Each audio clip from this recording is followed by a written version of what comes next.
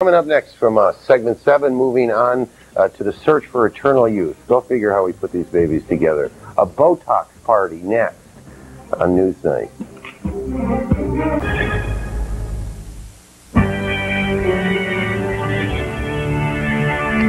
Consider this. Someday you may have to explain to your grandkids what wrinkles were. Really, you'll say, people used to get these cracks and lines in their faces as they got older, and their skin would sort of sag and go soft, and they get kind of crinkly and mushy. And the little ones will be silent, and they'll look at you, and then they'll laugh, and they'll say, nah, you're kidding. Well, maybe I am, and maybe I'm not. Come along now to a party organized, to be fair about this, by a woman who is a publicist for a doctor you will also meet. And the guest of honor is a substance the FDA approved for cosmetic use just Monday. Oh, welcome, Brave New World. Hi, everyone. Welcome. This is what's called a Botox party. It's basically a situation where people can find out about Botox as a treatment. They can meet me and meet my staff, and if they want to have Botox injections, they can have Botox injections.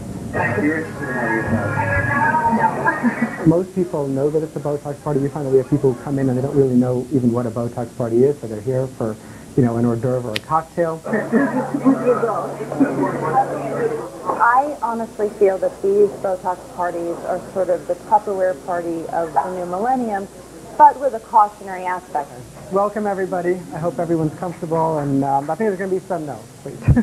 I think there are going to be some other people struggling in, but I just want to talk a little bit about the procedure because I'm kind of very serious about this stuff. And what we generally do is we give a little talk, just explaining what Botox is, what it can treat, what it can't treat. I know some of you have already had Botox, and some of you are already patients of ours. But Botox is botulinum toxin, which is a deadly toxin that if you inject, if you swallow it in large doses, can kill you. Botox, however, is very safe in the way we administer it, which is in very tiny injections to paralyze areas of muscle. How much is too much? Can I have my forehead crispy? You can never get enough. I think patients really appreciate the fact that that the whole atmosphere is less medical and that they can have a drink afterwards. But it's really the same equipment, the same stuff that we bring, the same level of sterility. We bring ice with us, we bring alcohol pads, we bring needles, we bring everything that's necessary. Don's having it first, right? Yeah. When the patient comes in, I'll usually discuss with them exactly their desires and explain to them what can and can't be done. We usually put some ice on them and keep it for a couple of minutes. Hello there, how are you? Hello. Okay.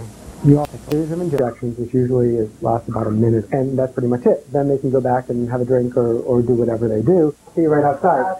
Then you can have your glass of wine. Yeah, now I see what you mean.